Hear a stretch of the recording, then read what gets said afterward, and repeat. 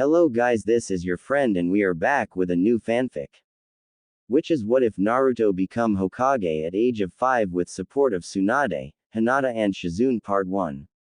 And if you enjoy this fanfic then please press the like button and subscribe to my channel for more fanfic like this.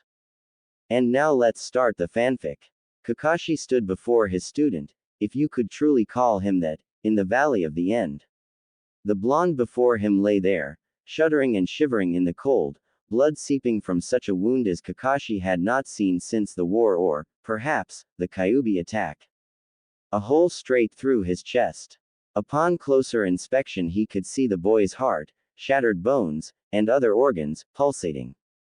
It emitted a strange red aura that gave off the feel of Naruto's tenant, the Grand Demon Lord, the Kyuubi. Somehow Kakashi felt emotionless as he looked down upon his student, his survival not really mattering any longer. He had failed Sasuke, his one hope and dream, his favorite. He had been his one chance at saving himself, redeeming himself through the last Uchiha. It was only through the wonder that was the Sharingan in Kakashi's eyes that he held any connection with the boy, and for that he thanked the spirits. If Naruto died, then everyone he had ever loved would be dead. With a cold realization, he decided he didn't care. He didn't care about anything any longer, except saving Sasuke. Picking his student up, he drew on Pakun's chakra to allow him to make it back safely. As usual he drew without remorse, leaving the canine with almost nothing, his usually stationary body now rolling in pain, howling. Kakashi rolled his eyes, his mask hiding his look of disgust before leaping into the treetops and heading back to his beloved Konoha. Naruto awoke to pain and a feeling of being surrounded by water. Strangely enough, he was. Sitting up he shuddered, the slowly receding hole in his chest causing him to jerk violently, involuntarily. The pain slowly receding, he sat up slowly and looked around. He sighed, knowing exactly where he was. In the sewer that made up his mind, the hallway before the room that housed his tenant. Standing up, the pain a lot less now, he made his way to the beast's room. What he saw, he couldn't help but smile at. The Kyuubi no Kitsune was curled up, in a ball, sleeping. Somehow this massive demon had done the impossible, made itself cute. Snickering, he yelled, "Oi, Kyuubi! Wake up you big fur ball!" His only response was the opening of one eye that rolled at him, uncaring. If there's one thing in the world that Naruto could not and would not deal with, it was being ignored. He did anything he could for attention. Nothing could get in his way of being noticed. And when he did receive it, in a good, loving or caring way, he shone like a star. Proven by his learning of a Junin-level ninjutsu in hours. Taking a kunai form, his ever-present pouch, he flung it towards his tenant. The result was a high-pitched yelp, followed by a deep growl. Naruto was absolutely stoked. He had a way to piss off the Kyuubi.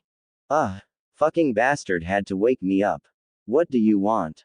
Hey, you can't talk to me like that. I own you. I'll talk to you however I like. Pig. I did just save your life, after all. Pig. We're both male. How can I be about myself? What do you mean you saved my life? It was me that fought Sasuke. You were practically non-existent in that battle.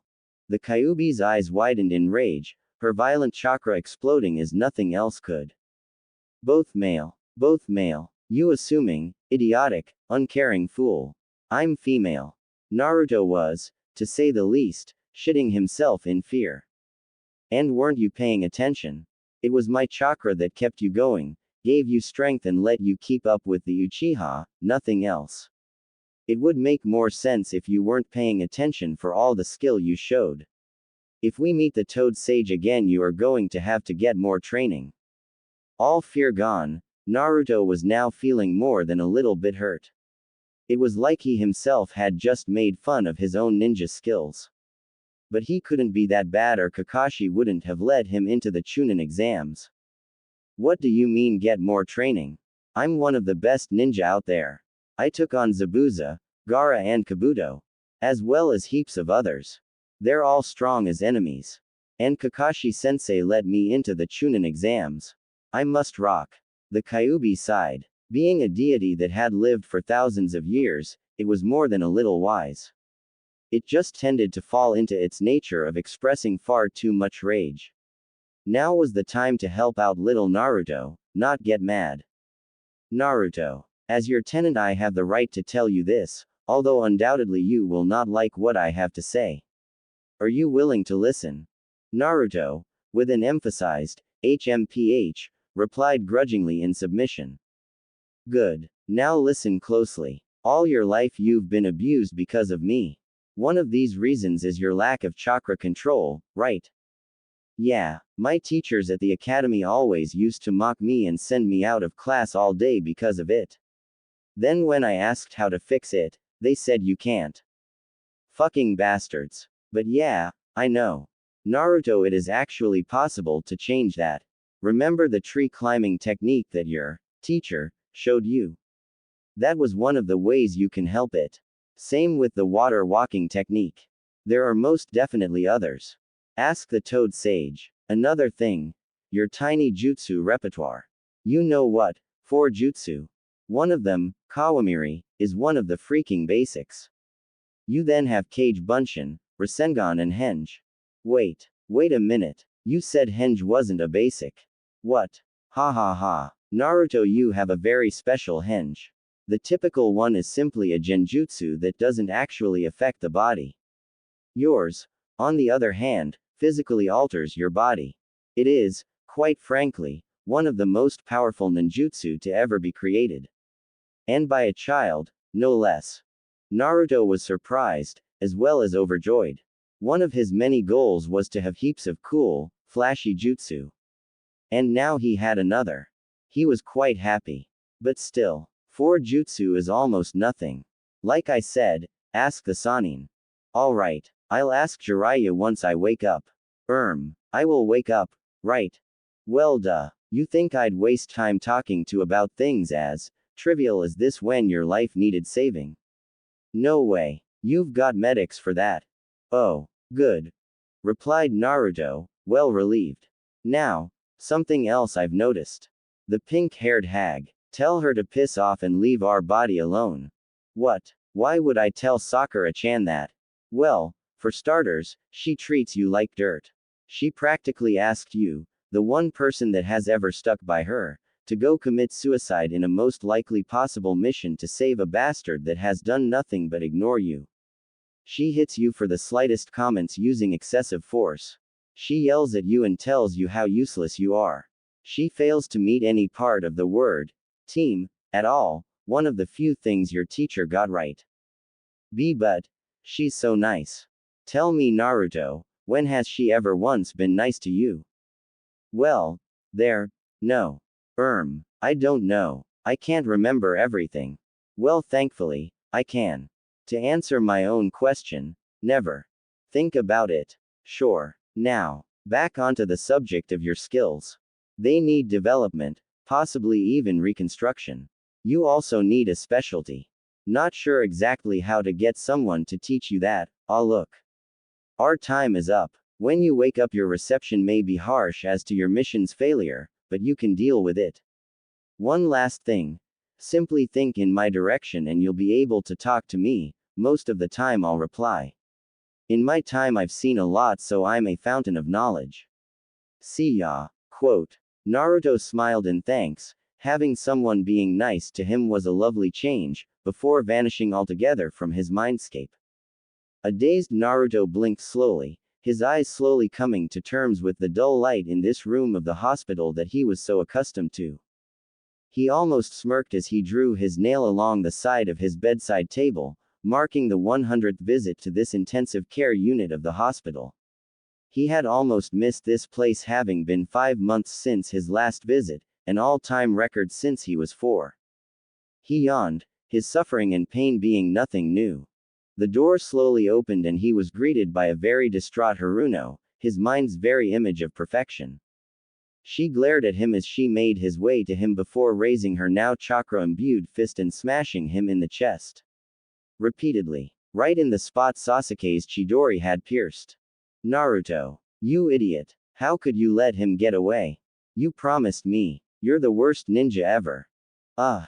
Sakura-chan. I'm sorry. No. Sorry doesn't cut it. Now I'll never see him again. Why can't you ever be nice to me? Naruto suddenly remembered the words of the Kyuubi and violently lashed out at her, smashing her into the wall. You bitch. What the fuck did I ever do to deserve such treatment? Exclamation mark. I've only ever been nice to you, telling you how pretty you are and cheering you up when the gay bastard treated you, like everyone else is trash. Then, because you're a friend, I promised to try save him, fighting through multiple Junin level sound ninja to try save him, then nearly die attempting to help him. You're really just like everyone else in this city. Sakura Haruno. Get out of my life. You are no longer worth my time. Sakura, completely batshit insane, screamed before attempting to kill the annoying blonde before her. She was, luckily for Naruto, stopped by Kakashi. Sakura. What happened here? Using all of her bitchiness to her advantage, as well as Kakashi's obvious dislike of Naruto, she replied, tears in her voice, Kakashi-sensei, Naruto he hit me. I just walked in here to ask him how he was and he smashed me into a wall. Naruto. How could you? You're trash. Nothing more than trash. I told you the very first day we became a team that those who do not care about their team are nothing more than trash. And now, I'm utterly disappointed in you. I would have thought that Sakura would deserve far better treatment than this. Naruto sat in his bed, speechless, in shock. The Kyuubi had been right, they all hated him. All of them. Well, maybe not Tsunade or Shizune, or Jiraiya, but still. Everyone else wanted his blood. If only he could leave. He no longer wanted to be Hokage of a village such as this. Leave me alone, was his eventual response, its chilling, hatred-filled sound resonating in each of their ears. Gladly, cried Sakura, Kakashi following her glumly. Naruto did what? He brutally attacked me. Tsunade was shocked. She had not expected Naruto to ever lash out at the girl, regardless of how much she deserved to be beaten.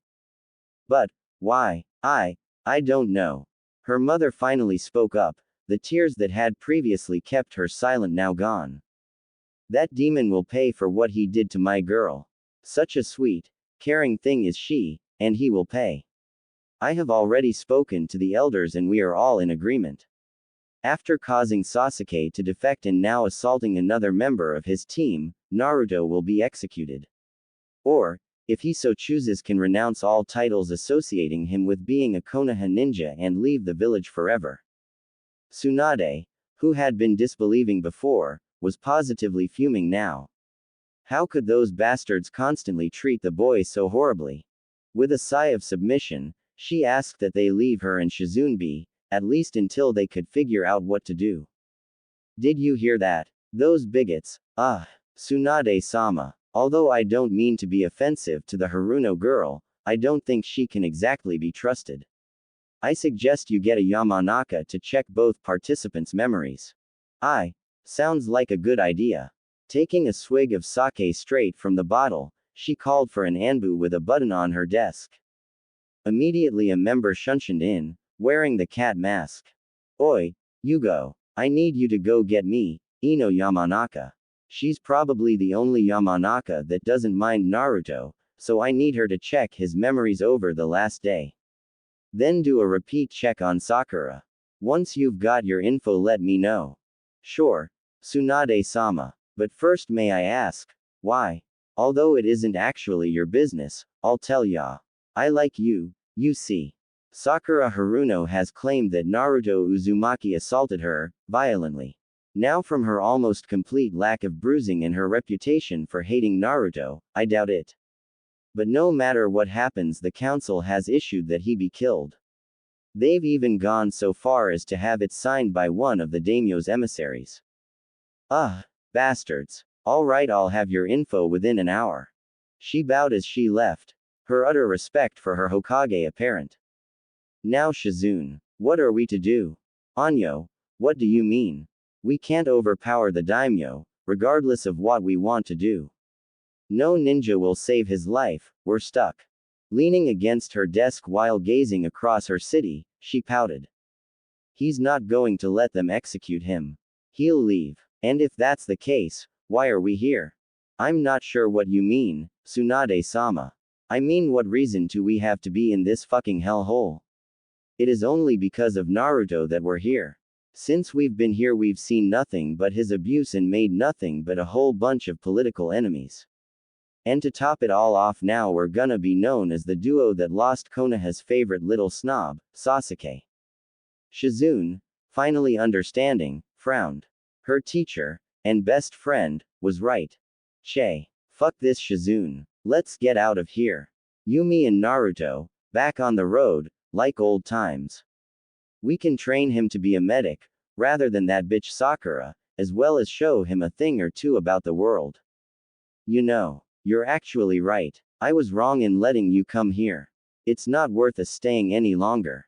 Let's give them as much hell as possible too. You've got my attention. What do you suggest? Stop us from becoming missing nin. Simply release us from the ninja force. But being able to return to it at a later date would be nice. And take some others that are willing with us. Someone important if we can. Hey, all good ideas, but I think we can cause a bit more havoc. All that later though. Until then, let's go get our someone important. Shizune smiled at the wild gleam in Tsunade's eye, the first time she had seen without her being drunk.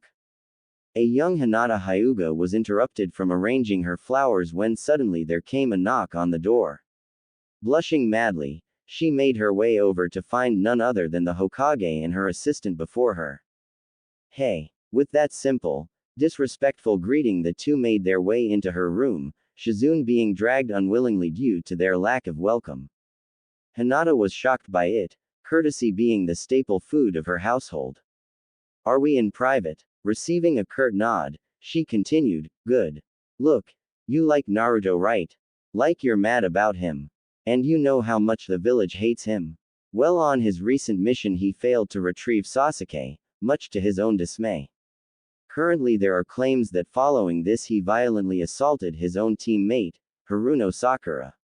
The council have overreacted to this, and now are planning to execute him, or banish him. Those fucking bastards. Hinata suddenly left her typical character, her protective feelings for Naruto, sending all typical character actions out the window. What are we gonna do? We have to convince them to stop. You can't let this happen. You're the Hokage. Hinata, I'm sorry. As much as I wish I could cancel this, I cannot. The daimyo has stamped approval on it. But we are going to take their supposedly brilliant idea of banishing him, and use it to undermine them. We're going to leave alongside him, taking the Hokage hat with him. We aren't going to even become missing nin for this. We're going to take, alongside with the Hokage hat, money and special items that we can use as ninja. We'll take the two of you on as apprentices as well, teaching you medical jutsu. Keen, you'll have Naruto all to yourself. Her mind stopped even thinking about the question with the final comment.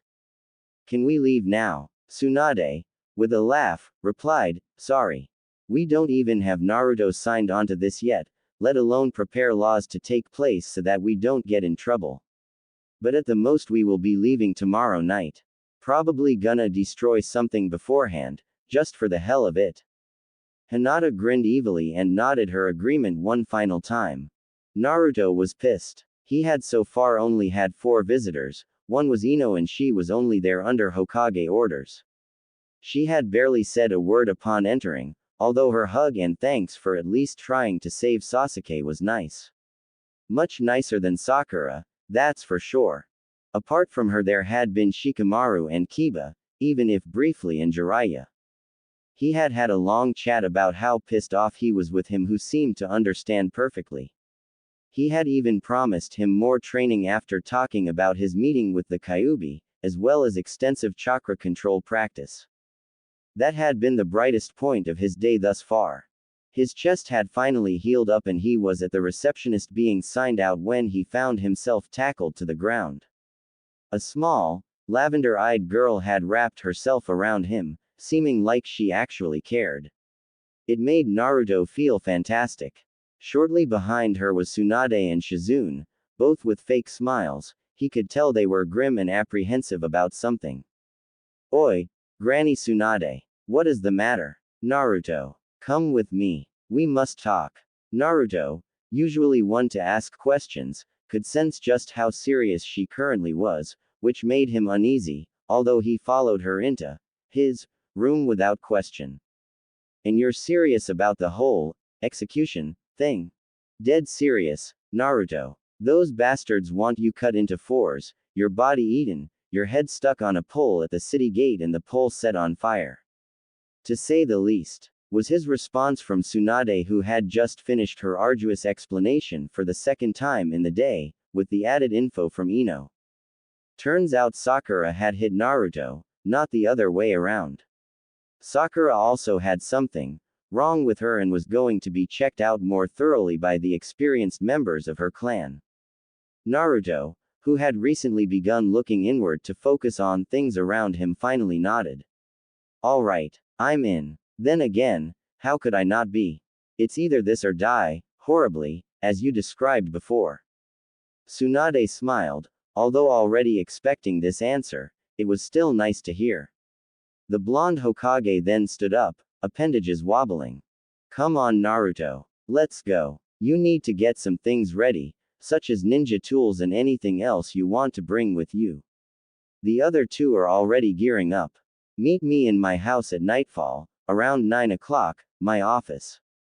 We could well be leaving tonight, if we get everything finished.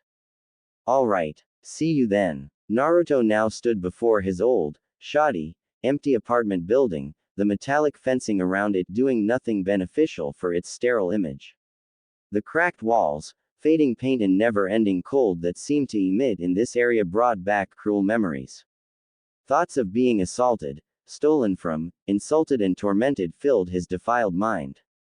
He would not miss this hellhole, not one bit. He shoved chakra into his legs, ignoring the stairs.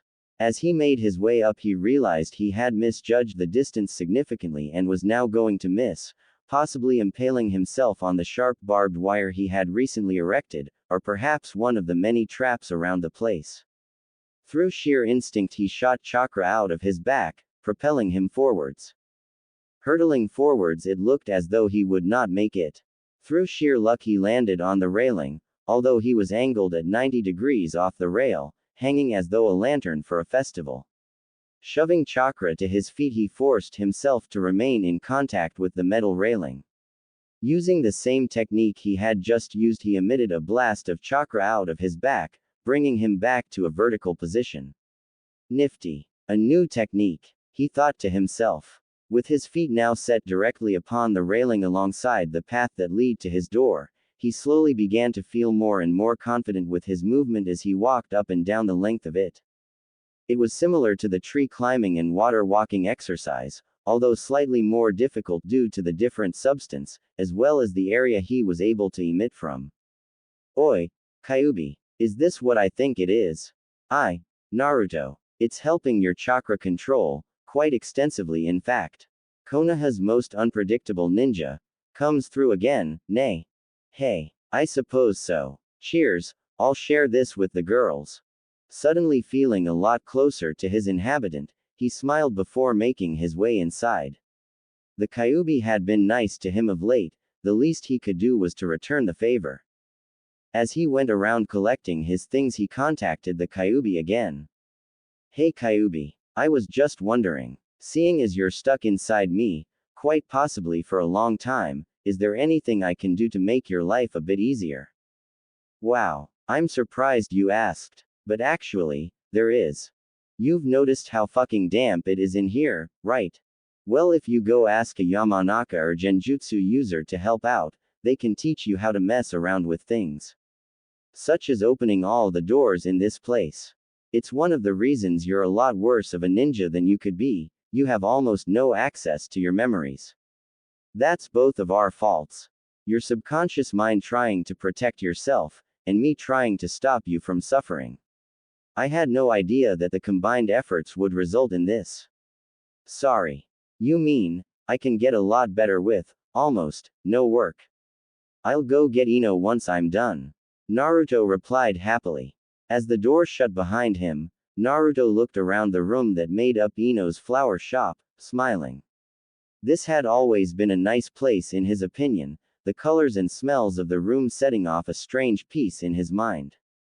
Gazing up and down the rows, colors bouncing at his mind forming a fractal, he noticed his target, Ino. Making his way over to her, he realized he had no idea what to say. When he thought about it, he realized he had never held a proper conversation with a girl his age before. They always told him to shut up, with the exception of Hinata, who just fainted. Strange girl, that one. Frantically considering how to begin a conversation, everything sounding too idiotic for a girl like this, he was shocked to hear, "Oh. Hey, Naruto, what do you want?" Hearing such a simple, clean question made him smile. Not many people spoke to him as though he was human. Hey Ino. You know how you were looking around my head earlier? Well, I was wondering if you noticed anything weird in there. Ino almost laughed. His head was seriously messed up, a level of mentality equaling that of someone suicidal. Yeah, Naruto. It was horrible. The flooding of the sewers, the lack of light, and all those locked doors. You've clearly got some things in there that I do not want to see. Naruto's heart almost sunk, although he had been expecting such an answer. Ah, well, I was wondering if you could help me out. I seem to only be able to enter the place when I'm in pain. And when hang on. You can enter that hellish place by yourself. But that's impossible. There's no way you can do it alone. Seriously, I've been in there multiple times. Never knew it was a big deal. What? We learned all about mindscapes in the academy. We did a study on them for 3 days. All ninjas should know about them. He rubbed his head sheepishly before answering, hey. I guess that's one of the lessons I missed. Turning her head sideways, she squinted at him. Suddenly he felt an impossibly sweet sensation, before having it ripped away. You're lying. That day you got sent out of the class by our teacher for asking a question. What? They wouldn't let you back in? That is really weird. Well, to be honest, now that I think about it, the teachers did send me out a lot. At least they didn't beat me. Why would they have beaten you? That's silly to even bring up. Well, you see, I get beaten a lot. By adults, or ninja. Occasionally it is really serious. Like life-threatening serious. Actually, most of the time it's like that. Ah well, I guess I have simply gotten used to it. That's horrible. How could someone ever hit you?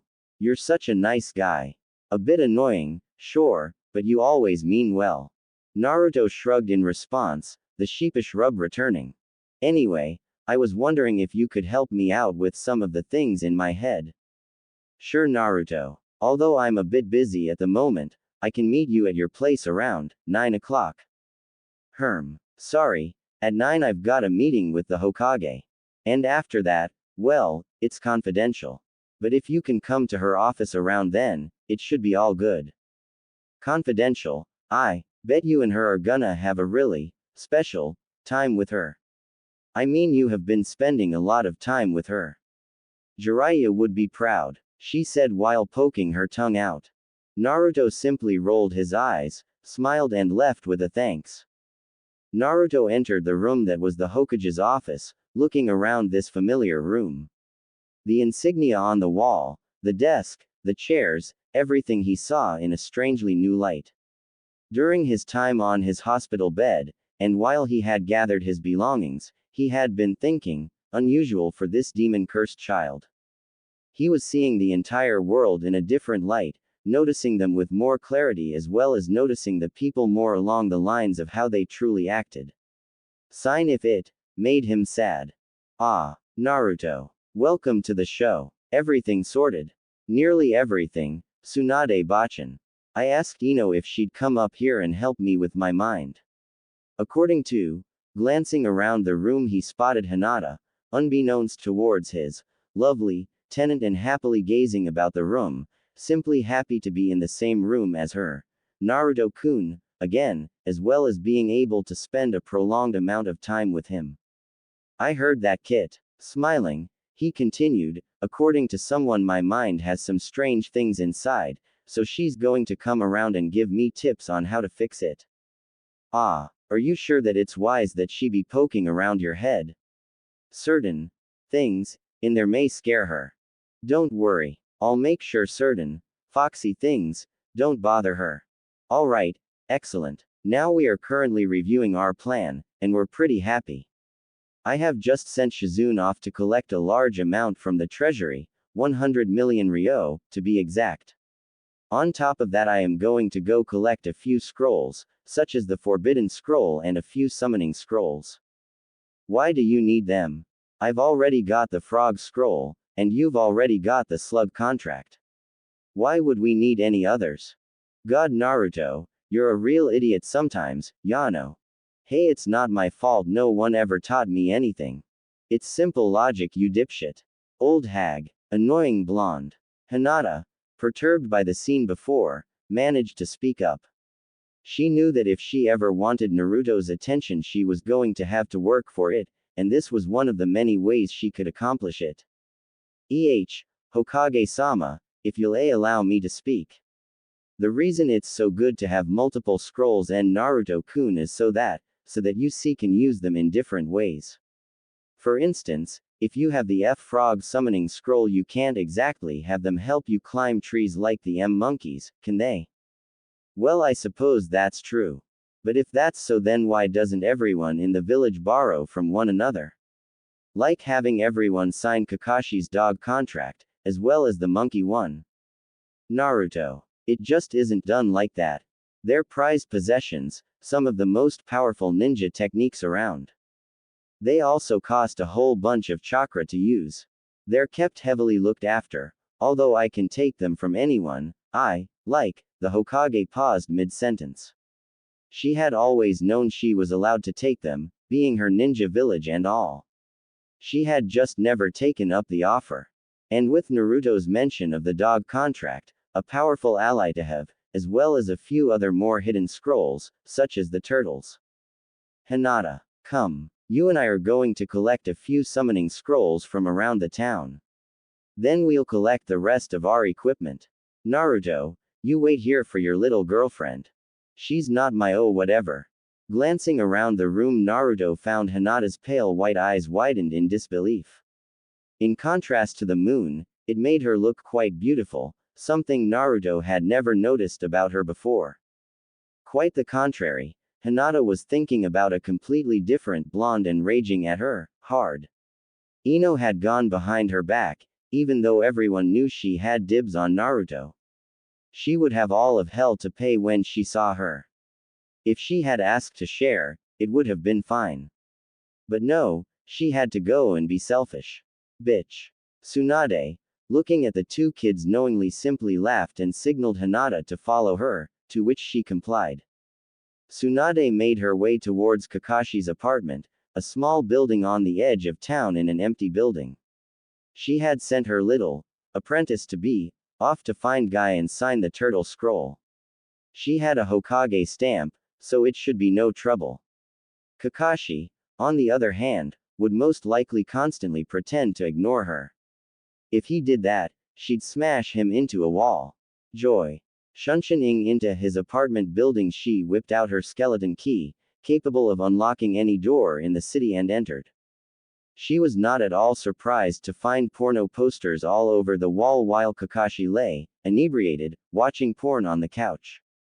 Oh, he Tsunade. How's it? He hiccuped, going. I can't believe I let myself get into such a state. And seeing it coming from you is all the more disgusting.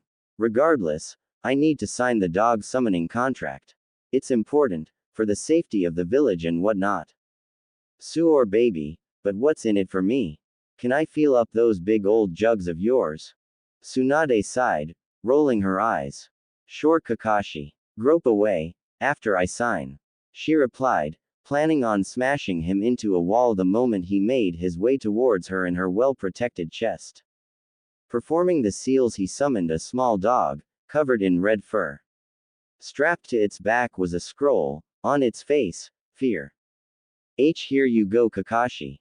Kakashi formed, use, with his eyes, indicating his happiness.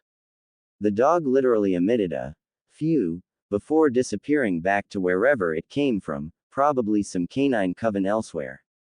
Kakashi passed her the scroll which she signed deftly after biting her thumb, blood being the necessary sacrifice. She immediately felt a connection to the dogs, as she did to the slugs. Glancing up, she saw a lecherous grin on Kakashi's surprisingly handsome face, revealed only now as he was horribly drunken, uncaring whether or not his face be seen. Breaking her promise, she flooded chakra into her soon-to-be rebellious arms, smashing him directly in the jaw and hurtling him into a wall. After receiving Ino's report on Naruto's mind earlier and discovering how badly Kakashi had treated her closest male friend, she found this ever so satisfying. Making her way out, her task complete, she shattered his door into 1,000 pieces, smiling all the while. Hinata's mission, on the other hand, had gone quite smoothly, meeting with a calmer, yet somehow stranger guy, something that had managed to disturb her, without even knowing how. All the same, she had completed her mission and was heading back when she bumped into Kiba. The dog boy had come running around the corner near his compound, coincidentally close by to Guy's house, tears streaming down his face. Kiba-kun, what's the matter? It's Akamaru. He got owned by those fucking sound bastards, he might not make it, and I just don't know what to do. He's like my best friend in the whole world. Oh Kiba, I'm so sorry, but I sort of have to go meet with the Hokage now, sorry I cannot be there for you. Kiba's face suddenly contorted, a sudden feeling of rejection mixing and mingling with his previous fear and distress, a cocktail of pain. But Hinata-chan, I need you now. Hinata felt elated and complimented both, and yet she shook her head in refusal and ran off, leaving Kiba feeling completely dejected. He assumed she was going off for her, Naruto-kun, or some shit. He spat in her direction. Naruto had been waiting a good 20 minutes before Ino showed up. He had been sitting grumpily that entire time. Regardless of his slow steps into maturity lately, he was still practically a child in every sense, prone to getting angry with things he didn't like. One of those things was inactivity, something he had suffered from for far too long. As Ino walked through the door, quite late, he shot up, prepared to berate her. She immediately shot an ocular dagger at him, to which he replied by sitting down. Hell hath no fury like a woman scorned, but even a woman scorned had nothing on a kunoichi in a bad mood. Naruto realized it was probably not a good idea to ask why. So, Naruto, I've got a few books here on how to enter one's mind and what to do within, she sighed, clearly not her favorite place to be. And seeing as you can occasionally enter on your own, it probably applies once you're in there. Can I go now? I've got better things to do than hang out with Y. Suddenly the door crashed open, a cackling Shizune entering. Her eyes gleamed evilly while her small hands were filled with larger bags of money than she should have been able to carry. Being a typical goody-good, something this mischievous brought out a different side in her, something not commonly seen by anyone but Tsunade. And that only happened when she somehow managed to get her drunk. Shizune-chan, what are you doing? Is it even you there? Ha ha ha, yes Naruto, it is I. I have our 100 million ryo. I take it the girls will be back from signing the scrolls soon. Following that, Tsunade will sign in her papers, issue a few decrees, and we'll be rid of this hellhole for a long time. Ino, thoroughly shocked by this little speech from the Hokage's assistant, piped up. Be rid of this hellhole. Are you guys leaving? No way. The Hokage can't leave. Neither can you, Naruto. What's going on? Shizune looked at the younger blonde and began to think within her own mind. Do we tell her, or not?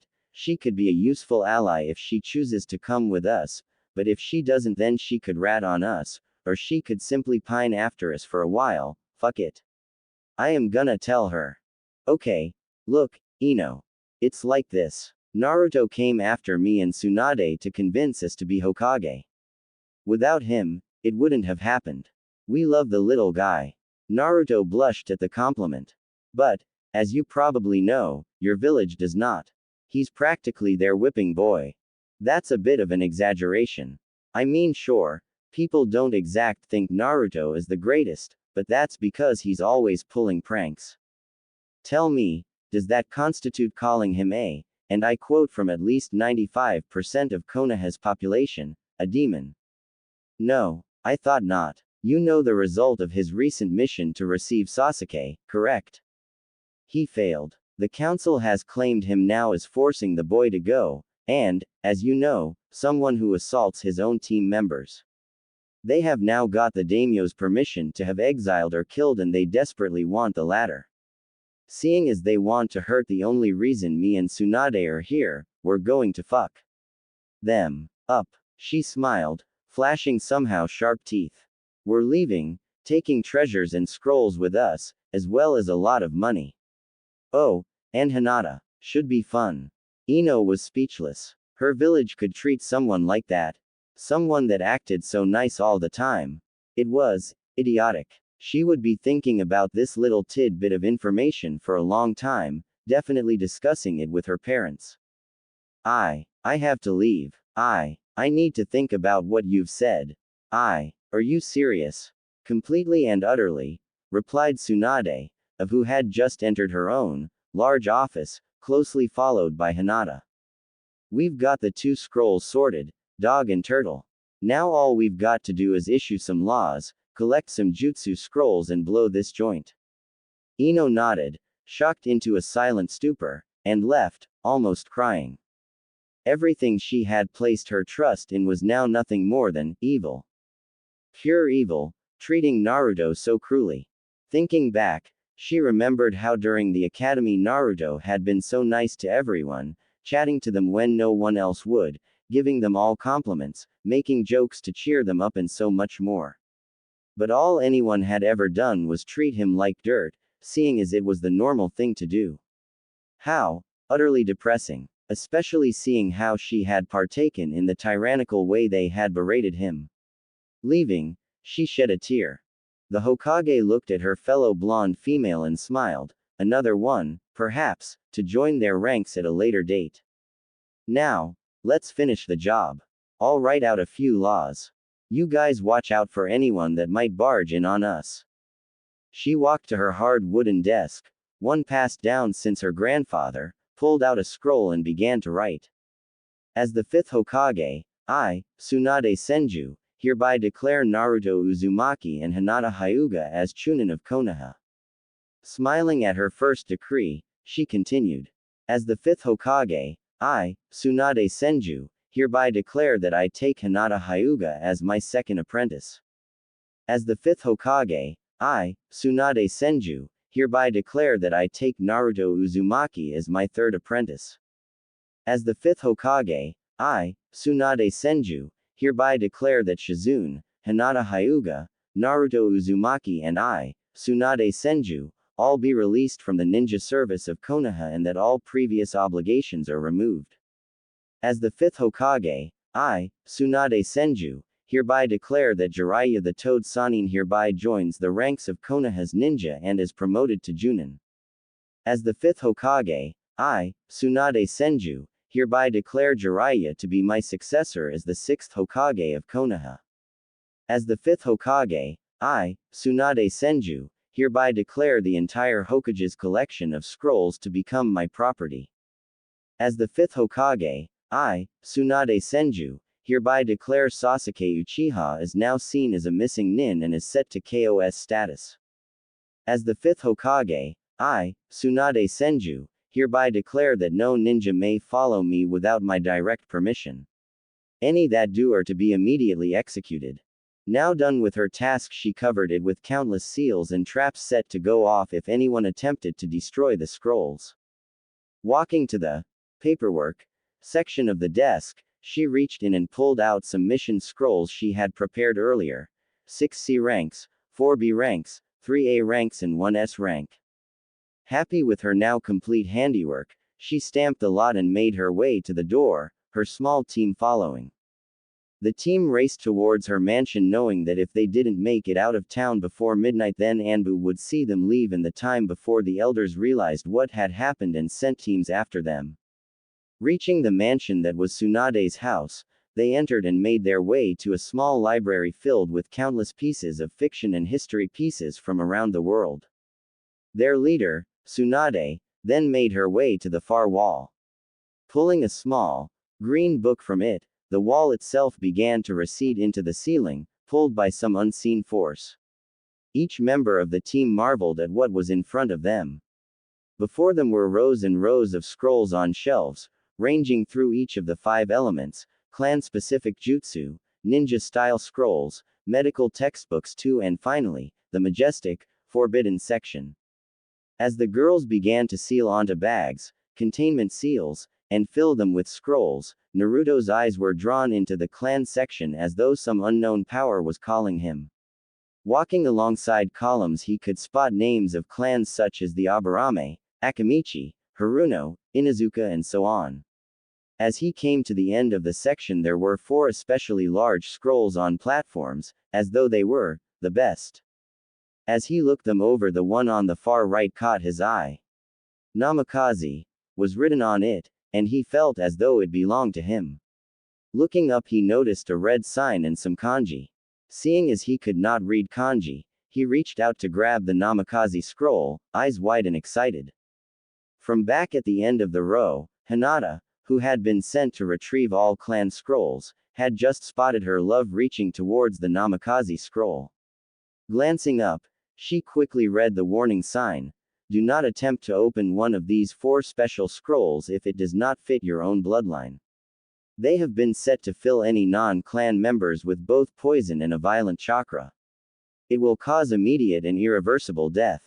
Hinata looked back down as Naruto bit his thumb and ran the blood over the scroll, senses screaming at her to stop him.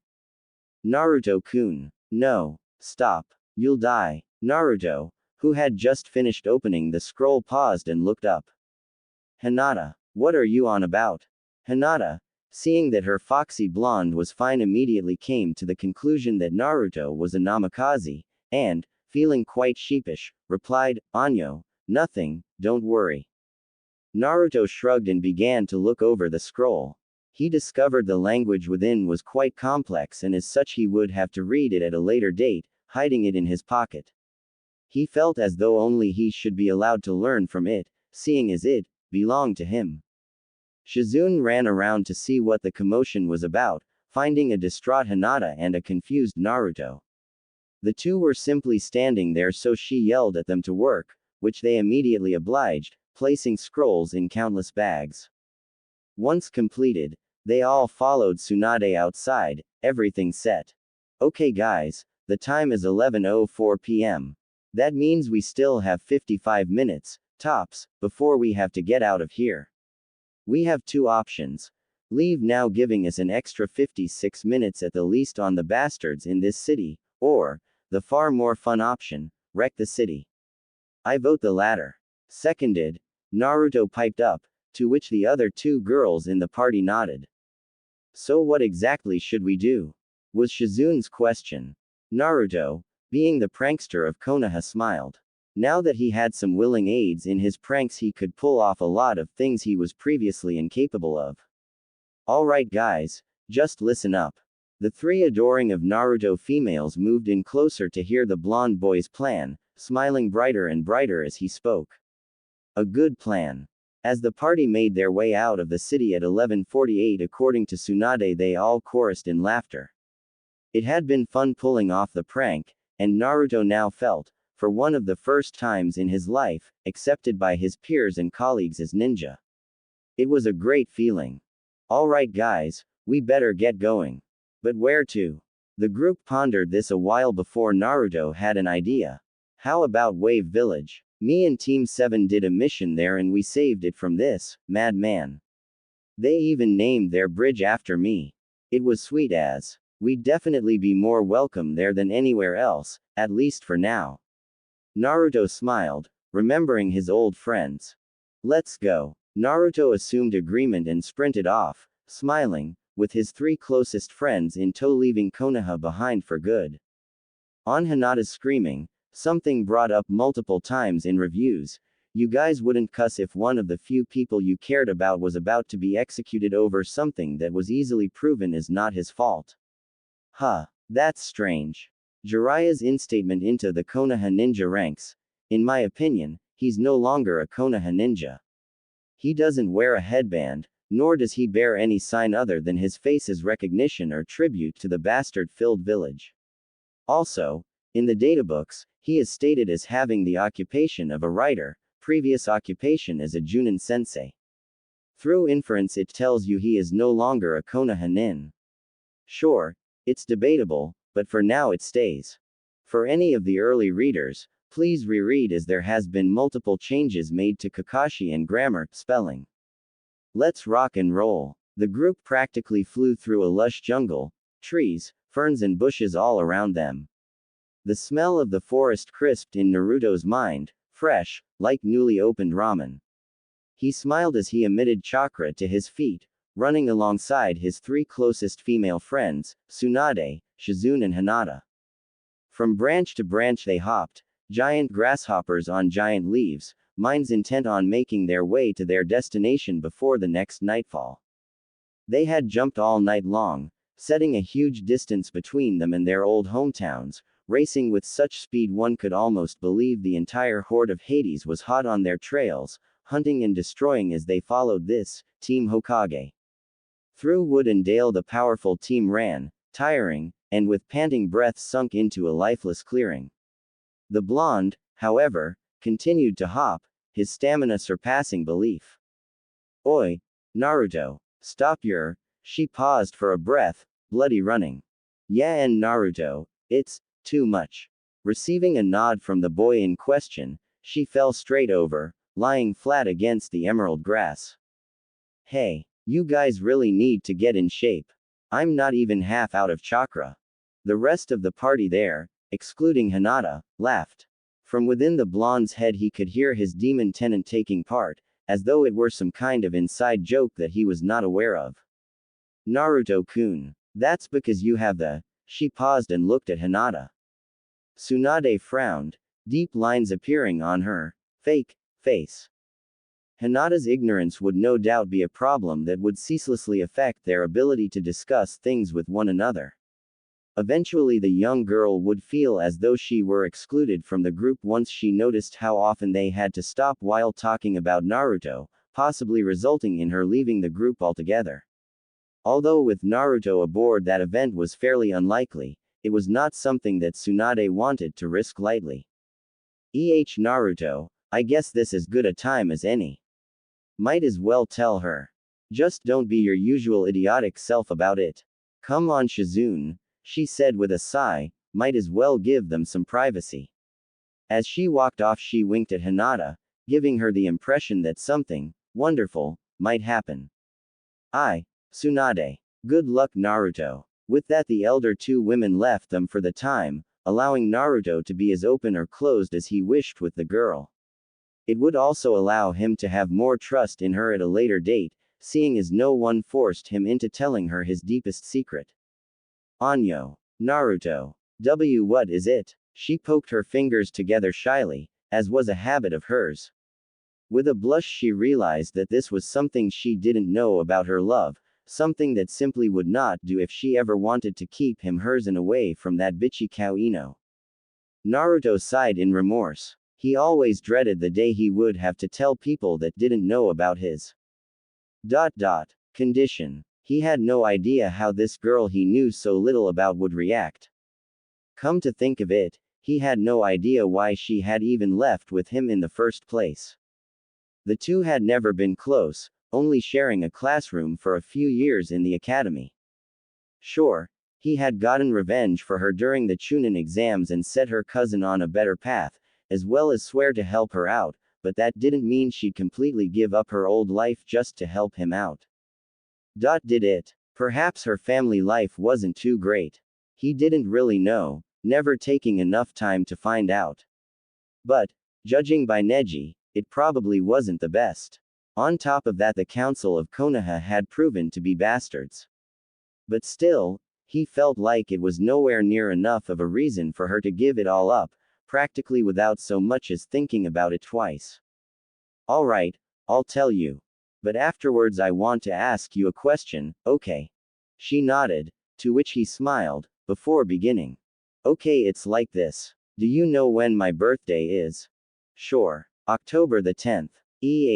How did you know that? Anyo. Did some research on you before we left. Satisfied with her answer, even though it was a lie, he continued. And do you know how old I am? Once again she responded correctly. Now what happened on October the 10th, all those years ago? That'd be the Kyuubi attack on Konoha. So, what's her pale, creamy white eyes flung open in realization. She took a step back before steadying herself, dazed. After Gaara's attack on Konoha, she knew that demons could be placed inside human hosts, making them Jinchuriki. She was a smart girl, and added 2 and 2 together. Coupling her knowledge of Gaara with the chakra she had occasionally felt from Naruto, that frightening feeling that reminded her of when she was a little girl, the Kyuubi attack. To top it, she had heard countless whispers of demon and fox brat whispered at her idol while stalking him through the streets during the days. Only one plausible conclusion came to mind: Naruto was the Kyuubi's jailer. Hinata smiled at her blonde friend acceptingly. Walking towards him, she wrapped herself around him in a hug, something she had never been able to do before. But now, with this gift of trust, she felt as though she was at least acceptable in his beautiful cerulean eyes. She would do everything she could to bring herself higher and higher on his list of people, filling the gap that Sakura had recently left. Naruto, on the other hand, was shocked. A girl his age had accepted that he was practically the spawn of a demon and probably still wanted to abandon everything in her life for him. It stood beyond the cusp of reason, yet, here it was before him. For one of the very few moments in his life he felt loved, accepted, and a hint of joy. Wrapping his arms around her in return, he realized that he needed to say no words, as they would accomplish nothing. Simply holding her would be enough to show his thanks. Tsunade and Shizune had re-entered the forest, leaving the seemingly dead clearing behind. Before them they could sense the forest, through use of their chakra, teeming with animal, bird and plant life. As it was to all ninja, it was an amazing feeling to sense so much life and happiness in a world where their jobs were to kill and destroy. Konoha had always been considered a happy place for many reasons. One of them being how close it was to forests and animal life such as this. In comparison to other villages, Suno was surrounded by a desolate desert. Aim was over-industrialized, keeping animals too disturbed at the pollution to live there. Iwa was surrounded by rocks with very little water, and the rock rain was far too dangerous for smaller animals, meaning very few lived there either. Kiri was made up of islands, so only birds and imported animals could live there, although not many were imported, as the ecosystem there was easily thrown off balance. Kumo was fairly similar to Konoha with plenty of thriving animals.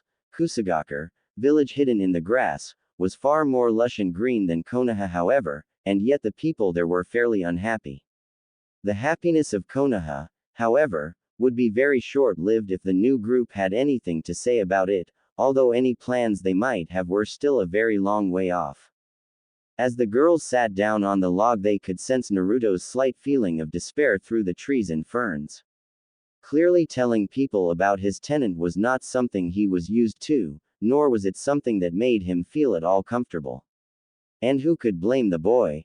After being hated his entire life over the fact that he had possibly the most powerful demon in existence within him, it was no small wonder that he kept this secret so close to his heart.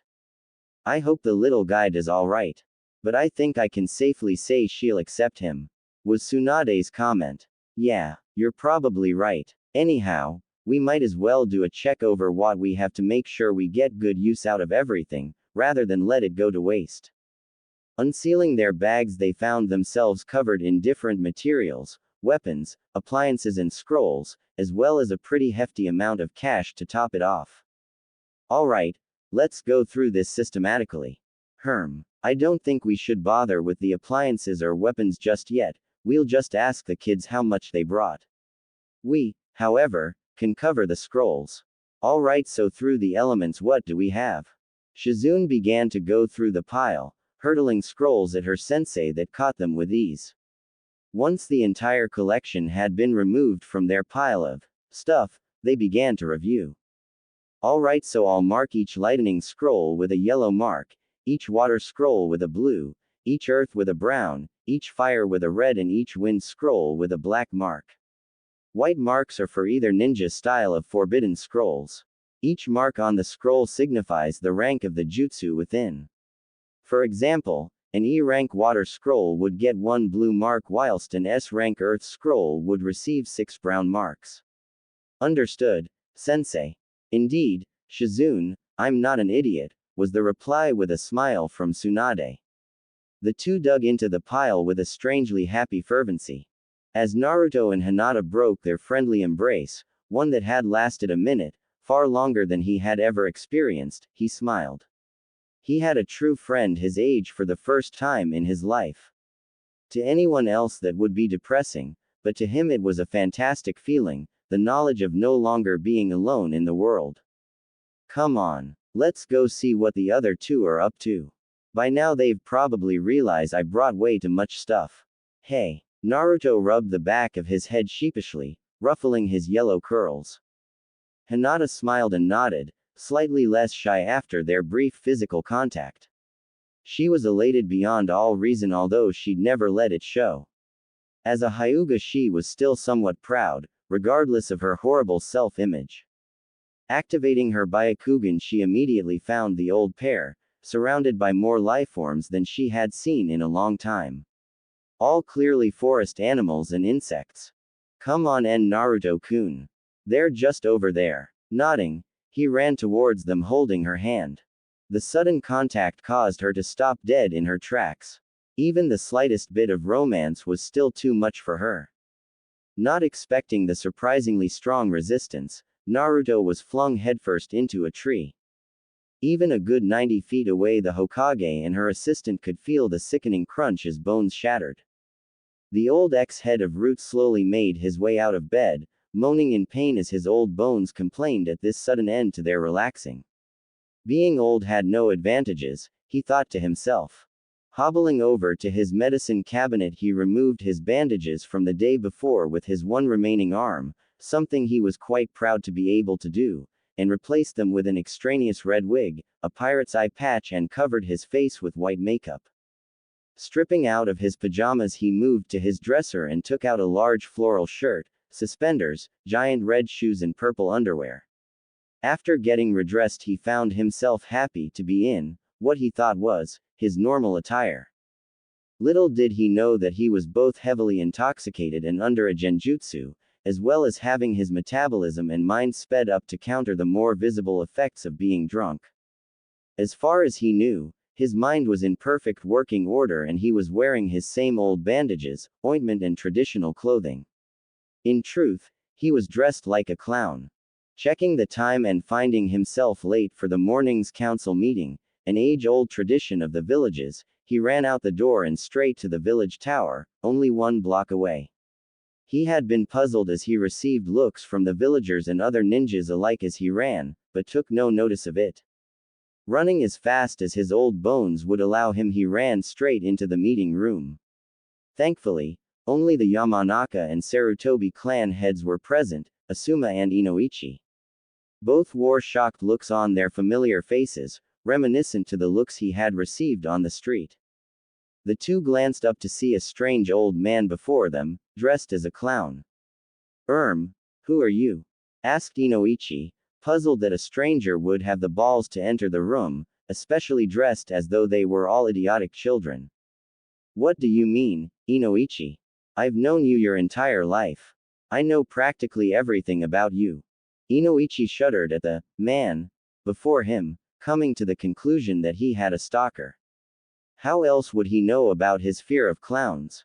Beginning to back away, he reached into this man's mind, scared of what terrible thinking he may find within, and began to probe. However petrified he was of the sadistic tendencies this man had, he was truly glad to find that this man was in fact Danzo, indeed an old friend of his. Asuma, who had been practically shocked speechless the whole time, piped up, more than a little disturbed, who are you?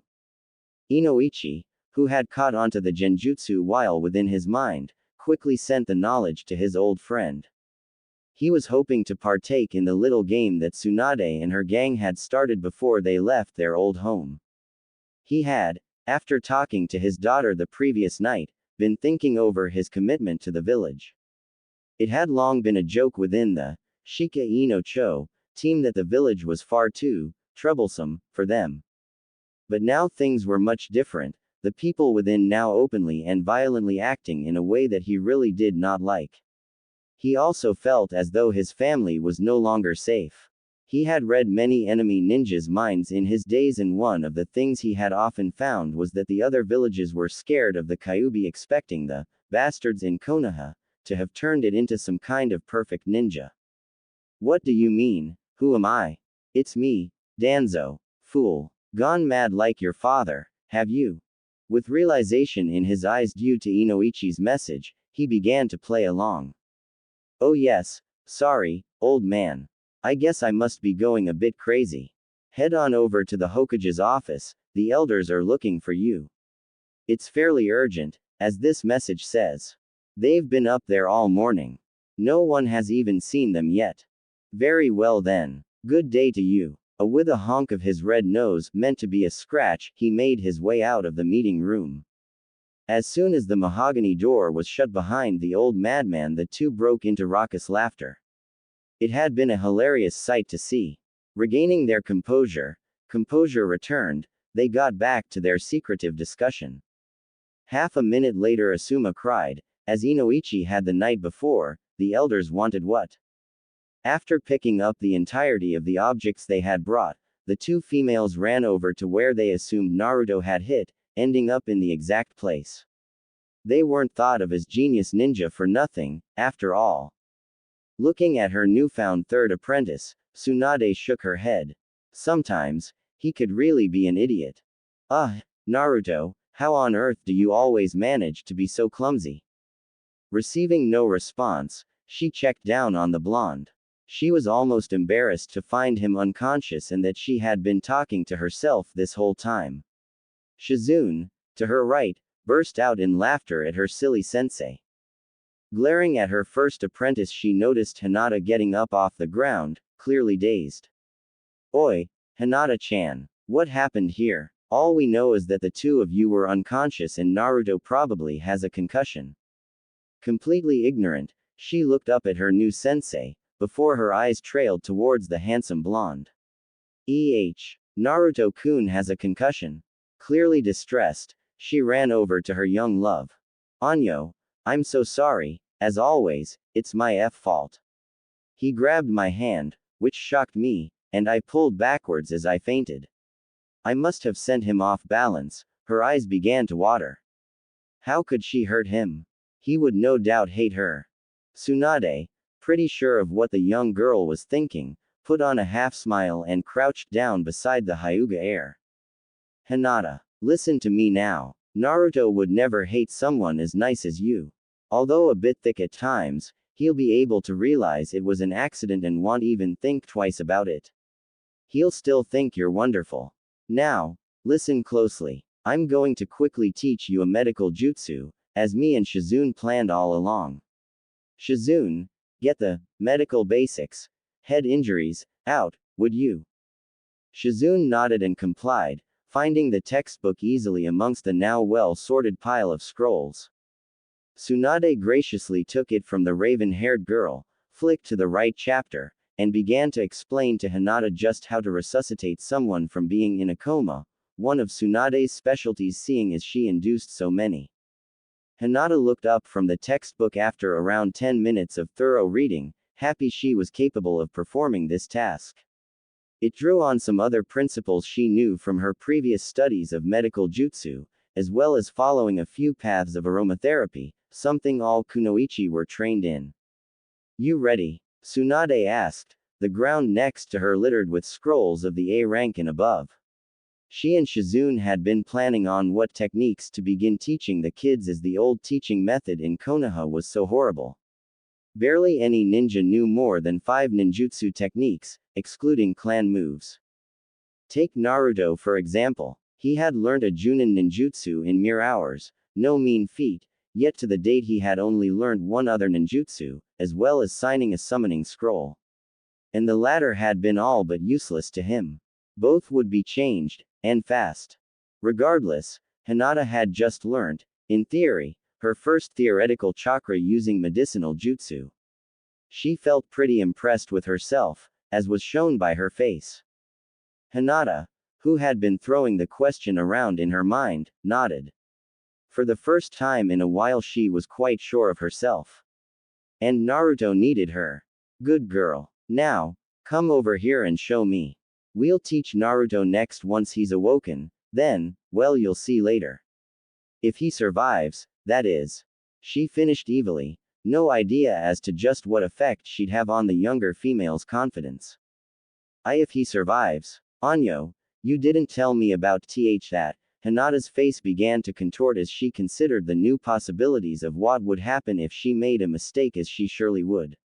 She always made mistakes, unless Naruto was there to believe in her. But she'd have to do it. For him. As she made her way over to him, she began to question just why she had to do it. Tsunade, why do I have to perform this procedure if it's so dangerous? Shizune suddenly thought up a good answer, fielding the question for her naturally brash sensei. Hinata, we want to show you that we believe in you and know that you come through for us, as you surely will. Shizune then let out a broad smile towards the pale-eyed girl, followed by a giggle. Hinata-chan, you're a bright girl. A great ninja, believe it or not. We just want to show you that you are. Now go on, I believe in you. Hinata, feeling a lot better now that she had someone willing to trust her so readily, continued towards the cerulean-eyed boy as he lay, breathing softly, before a great tree. Going through the required hand seals, she placed her hand on his head. She somehow managed to kill off any romantic feeling for the moment, knowing that her crush was worth far more alive than her feelings were. He was simply more important than anything else on the planet. A green aura shot from her hands, coating his head and coaxing his mind out of its unconscious state. She felt her way through strange, unexplored pathways, new and amazing messages being sent to her brain. It was exhilarating, as well as strangely liberating to know she was in both the process of aiding her Naruto-kun, as well as having learned a new jutsu seemingly successfully in such a short space of time. Sensing his brain begin to whir with consciousness, she removed her adventurous tendrils from his mind, slowly, carefully, as the book had implored. Smiling with her task complete, she noticed both Tsunade's and Shizune's hand on her shoulders. She felt welcome alongside them, which was something she desired. With a cough, Naruto sat up, dazed as she had been only half an hour earlier. Whoa, what happened? I feel like I just had the best sleep of my life. It's awesome. Actually, Naruto, you whacked your head on a tree. Clumsy idiot. Hey, shut up, grandma. Not my fault. Oh really? Then whose fault is it? Tsunade replied with a smirk. The bastard instructors in the academy, of course. Idiots never taught me anything about balance, and Kakashi never took the time to notice. Too busy reading, I suppose. Hinata let out a breath that she hadn't known she had been holding. Regardless of the cliché that was her life, she was glad to know that Naruto didn't even consider it her fault. Then why didn't you tell him? Idiot. I tried. He told me to ask Sasuke Tem. Well, Naruto, I guess that's just something we'll have to work on getting you up to scratch with in our training. Speaking of training, I forgot to mention, you're going to be learning medical ninjutsu, whether you like it or not. Sure. It'd probably be pretty useful. Regardless of how well I heal, I'd like to be able to save you idiots when you mess up. Oh, shut up, Naruto. It was Hinata that just saved you then. And guess who messed up? Not her, I can tell you that. Oh really? Thanks, Hinata. I owe you, Big time. The girl in question merely blushed, humble that Naruto would be gracious to her for anything, when, in truth, he owed her so much more through his constant encouragement. Anyway, she saved you. And, for learning a medical ninjutsu, she gets another. But to top it off, she gets to learn a jutsu. For such a simple task, I think we'll give you a B rank water jutsu. That is your affinity, right? Yes, that in E-Earth style. Alright then. Once we reach wave, I'll show you. Till then, let's get a move on. Hang on just 1 minute. How come she gets to learn both medical and ninjutsu and I get nothing? Because she just learned a medical ninjutsu and you didn't. Well then, here's an idea. Teach me. Bloody old women. With that attitude, I'm not teaching you a thing. Pouting, Naruto gave up. Fine. I'm sorry. Can you please teach me that medical ninjutsu? Pettily smirking, she replied, sure. Why not? I guess I do owe it to you, seeing as you're my apprentice and all. Maybe I shouldn't have made you so. Shoving chakra to her feet, she made it halfway to a branch before, Tsunade, wait. My god, what is it now, Shizune? She questioned, voice impregnated with rage. Perhaps there's a better way to travel than by running. Yeah, Shunshin, but neither of these two know it. Actually Hinata, I'll be teaching you that when we get there. Hinata nodded in agreement, happy to be learning anything at all. No, not that way. Summons. Tsunade paused, thinking it over. She knew that they were physical and that Jiraiya rode on the back of his frogs, she had just never considered it herself. One of the problems of rash thinking, she supposed. Good thinking, Shizune. Might as well sign all the scrolls available now too, as well as gather some loyalty. Naruto, you summon whichever frog holds the scroll at the moment. Shizune, you summon Tauntaun, he has the pig scroll on him. Hinata, you summon the turtles and I'll summon the dogs and slugs. Why don't I just summon a whole bunch of frogs? I've got the chakra for it. Because, Naruto, it's far better to have more summons than less. It opens up your options further, as well as allowing you to defeat other summons. There are, in special cases, weapons that each scroll has for certain members, such as Orochimaru's Kusanagi. According to legend, each animal has some sort of weapon, it's just bloody hard finding each. Satisfied with his leader's answer, he continued as she had asked. To any onlookers, there could now be seen huge bursts of chakra as the 4 members of this rebellious team summoned 5 summons, no simple task. That's the last of them. I can't believe the pigs made me and Hinata roll around in the mud for half an hour just to prove our loyalty.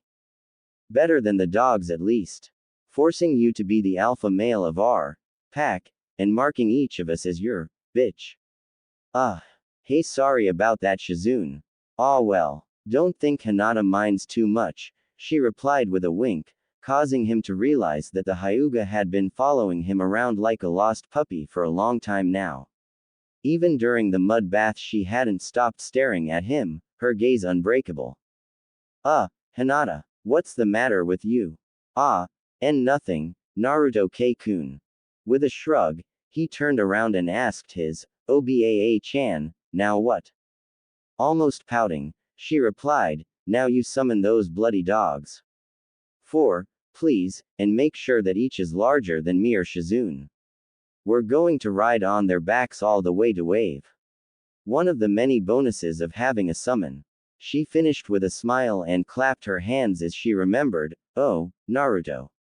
I almost forgot. Reaching into the brown scroll that now kept all the medical texts sealed within, she threw him the basic head injuries book. Catch. Deftly, he did before placing it in his personal possession scroll, something that each of them had, and prepared to summon some canines. As he flooded chakra into the outside world, he began to focus on what he did while summoning. He had seen Junin, on the odd occasion, cast jutsu without seals. It seemed to be the same for the few genjutsu he had seen, and he knew they required extreme focus of the mind. Put 1 and 1 together, and he could theorize how to do as the Junins did back in Konoha. So, as he finally placed both his hands on the ground before him, allowing him to summon 4 large dogs, the ones that met before, and he gained a further understanding of the jutsu. He was a genius, all it took was a bit of focus for him. Smiling, he opened his now cerulean eyes and gazed at the 4 beings he summoned into this part of the world. The 4 of them stood, proud as dogs are, gazing at the ex-Konoha nin. The first one he noticed was, what he considered, the leader of this small pack. Around 4 feet tall, with a strange orange tint to his fur, he bared his teeth in a smile of recognition, directed only at Naruto. Clearly an equal. Alongside him was a pure white dog, contrasted with pitch black eyes that seemed drawn to Shizune. On the other side of the leader was yet another mutt, this time with a bluish tint to its muscled frame. And behind the trio was an almost angry-looking dog. On his face seemed to be a look of contempt at the simple fact that he was no longer at home. The group of 4 were muscled in amazing ways and emitted chakra levels close to that of a Junin. They were clearly no pushovers, the group was glad to have them. "How's it, pup?" was the leader's first words, followed by, "The name is Sky. Not to be confused with the limitless expanse above us, although I do have a fondness for it." Sheepishly, it scratched the back of its head with its paws, something only Hinata recognized as Naruto-like. "On my left, the white one, is Rita, but we call her Cole." Rita could clearly be seen rolling her eyes, obvious disdain for this nickname. However, she stayed her composure, forever respectful. "On my other side is Eden, my sister." Somehow, Eden managed to curtsy, regardless of the strange way it bent her seemingly rock-hard frame. "And behind me is the ever-pissed-off, Pedro." The dog in question looked at the group, his eyes meeting Hinata's in a way that seemed to break his anger, if only slightly. Naruto felt a twinge of jealousy, although he had no idea why. Tsunade spoke up, a question having formed in her mind while the golden dog spoke. "Tell me, why is it that I feel as though I know Eden's name already, as if it has been a part of me for years?" "Yeah, I feel the same way about you, Sky," was the alpha male ninja's agreement. "You ninja don't know this. Hey, well, I suppose it's not something even all summons know. More often than not, if someone's soul doesn't have an immediate repulsion to a summoning contract, a bond will form with one or more of the summons in particular that they meet. As we all met before, I suppose that'll be where we gained them. I can also sense, and communicate with, Gamakichi, Naruto's toad partner." His sister, Eden, spoke up by stating that, "I too can feel a connection with Katsuyu and Tonton through you, Tsunade."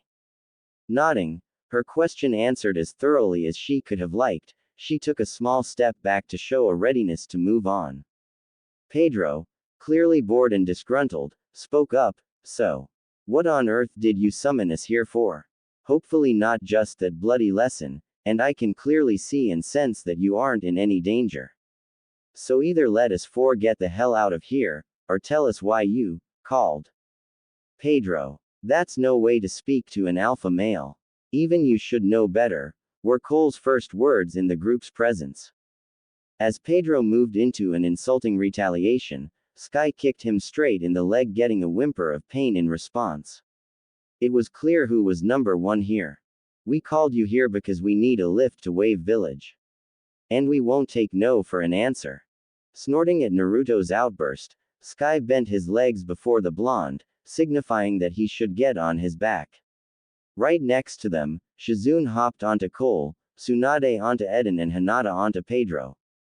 The poor girl was still slightly shocked at his name. "Let's go," cried Naruto, happily riding something that was nowhere near as big as a building for a nice change. Together they began to race, hair and fur alike, blowing in the wind that whipped past so quickly. 3 ancient, seemingly wise men and women stood before the gathered villagers, the 3 all dressed as though they were mad. First and foremost in the trio was Danzo, dressed as though a clown. To his left, Homura, dressed in nothing but a skimpy, nurse's outfit that barely came up to his inner thigh. Plain white, with a red cross right over his buttocks, it was a farce of a sight. On Danzo's right was Kaharu Udatane, the now sole female member of the leading 4 members of Konoha.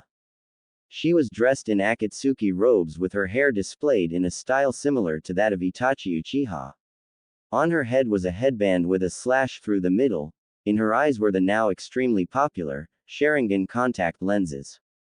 The most idiotic thing about her attire was that her face was covered in bright lipstick, similar to how a cheap whore would dress. To the gathered population of Konoha below, all could clearly see the obvious mockery of the Uchiha clan displayed. Although none of this was known to the 3 elders, Inoichi had made sure to quickly pass the news around the ninja force of Konoha that they were all currently subject to a genjutsu causing them to believe they were dressed normally, as well as being under the compulsion that they would be unable to change into anything other than what they were in now, regardless of what they thought they were doing.